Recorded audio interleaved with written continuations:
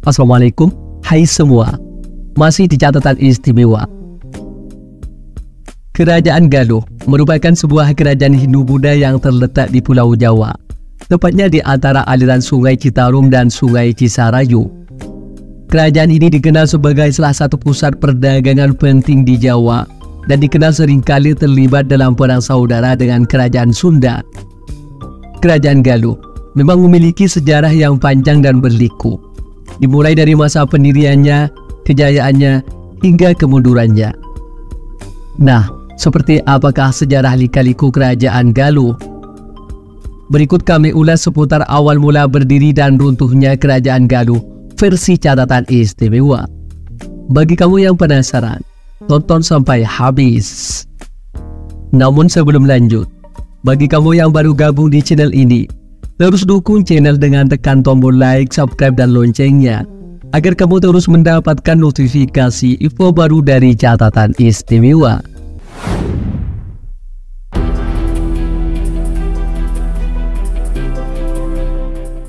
Kerajaan Galuh pertama kali didirikan oleh Ure Tikandayun pada tahun 612 Masehi. Sepanjang masa kekuasaannya, Kerajaan Galuh seringkali terlibat dalam perang saudara dengan Kerajaan Sunda. Namun meski demikian, kedua kerajaan ini pernah disatukan antara tahun 723 hingga 739 Masehi sebelum akhirnya terpecah kembali. Sejarah berdirinya Kerajaan Galuh dimulai dengan kemunduran Kerajaan Tarumanegara ketika Maharaja Tarusbawa naik tahta menggantikan Raja Linggawarman di Kerajaan Tarumanegara. Ure Tikandayun segera memanfaatkan momen pergantian kekuasaan ini untuk memisahkan diri. Sebagai raja terakhir Tarumanegara, Tarusbawa mengabulkan keinginan Ure Tikandayun dan membagi wilayahnya menjadi dua kerajaan, yaitu Kerajaan Sunda dan Kerajaan Galuh dengan Sungai Citarum sebagai pembatas. Ure Tikandayun kemudian mendirikan pusat pemerintahan baru yang jauh dari pengaruh Kerajaan Tarumanegara. Ure Tikandayun yang lahir pada tahun 591 Masehi sebagai putra Raja Kendan, menjadi pendiri dan raja pertama Kerajaan Galuh pada usia 21 tahun di tahun 612 Masehi. Setelah dinobatkan menjadi Raja Kendan pada tahun yang sama, ia mendirikan ibu kota baru di Galuh. Setelah menjadi raja, Ure Tikandayun diberi gelar Maharaja Suradharmajaya Prakosa. Pada tahun 669 Masehi, Ure Tikandayun akhirnya berhasil memerdekakan Kerajaan Galuh dari Kerajaan Tarumanegara yang telah berganti nama menjadi Kerajaan Sunda. Oleh karena itu, tahun 669 Masehi dianggap sebagai awal berdirinya Kerajaan Galuh yang mandiri. Kerajaan Galuh mengalami masa sulit setelah perang bubat dengan Kerajaan Majapahit. Dalam peristiwa tersebut, Prabu Linggabuana gugur, meninggalkan putra mahkota Wastukancana yang saat itu baru berusia 9 tahun. Situasi sulit ini berhasil diatasi oleh Bunisora, adik Prabu Linggabuana, yang kemudian bertanggung jawab atas kelanjutan tahta dan menjadi wali sekaligus guru bagi Wastukancana. Ketika Wastukancana berusia 23 tahun, ia dinobatkan menjadi Raja Kerajaan Sunda Galuh Bersatu dengan gelar Mahaprabu Niskala Wastukancana. Di bawah pemerintahan Wastukancana, Kerajaan Galuh mencapai puncak kejayaannya.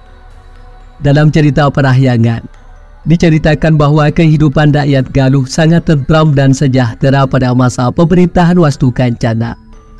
Raja yang berumur panjang ini memerintah selama 104 tahun, dari tahun 1371 hingga 1475 Masehi. Pemerintahan Kerajaan Galuh berakhir pada tahun 1595 ketika wilayahnya dikuasai oleh Kerajaan Mataram. Peninggalan dari Kerajaan Galuh meliputi beberapa prasasti dan candi yang memiliki nilai sejarah tinggi. Beberapa di antaranya adalah Prasasti Mandiwunga, Prasasti Cikajang, Prasasti Rumatak, Prasasti Galuh, dan Candi Cangkuang. Prasasti-prasasti ini memberikan gambaran tentang kehidupan dan budaya masyarakat Galuh pada masa lalu. Prasasti Mandiwunga misalnya merupakan salah satu peninggalan yang signifikan dari Kerajaan Galuh. Prasasti ini mengandung informasi penting tentang struktur pemerintahan dan sistem sosial di Kerajaan Galuh.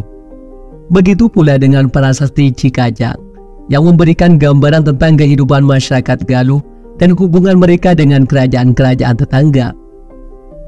Prasasti Rumatak, di sisi lain, memberikan wawasan tentang perkembangan agama dan kepercayaan di Kerajaan Galuh.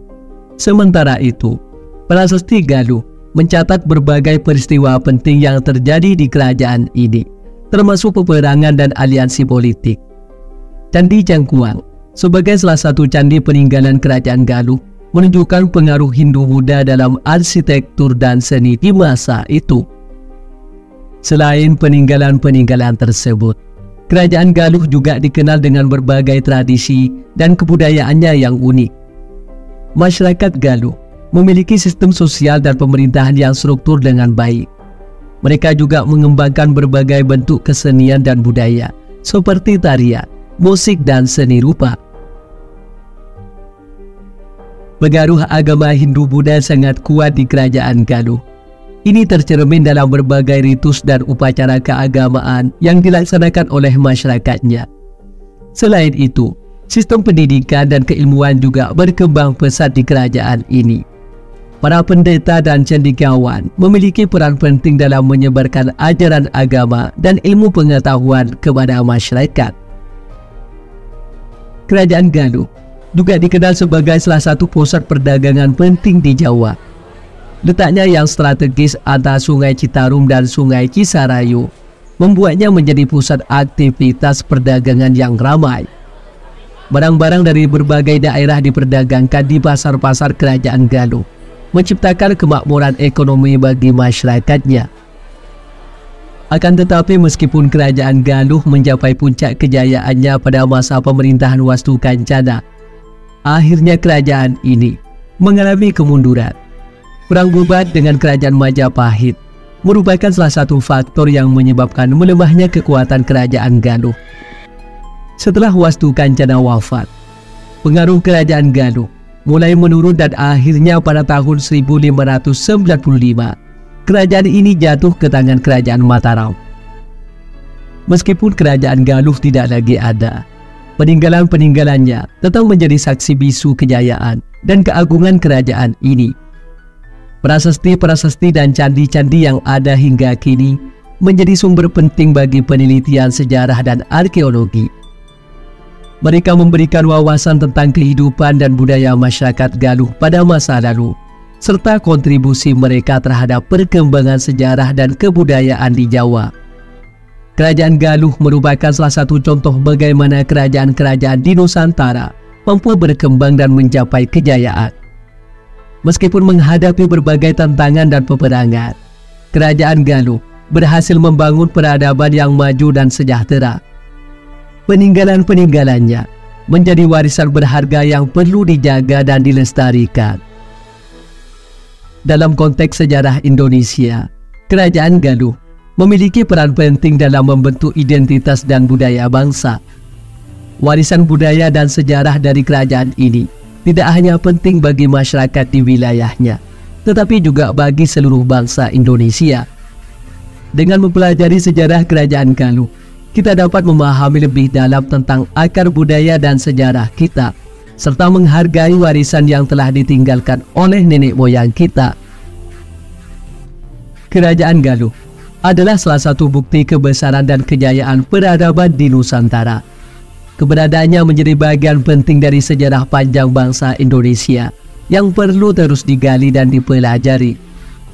Dengan demikian, kita dapat menghargai dan melestarikan warisan budaya dan sejarah yang kaya ini untuk generasi mendatang.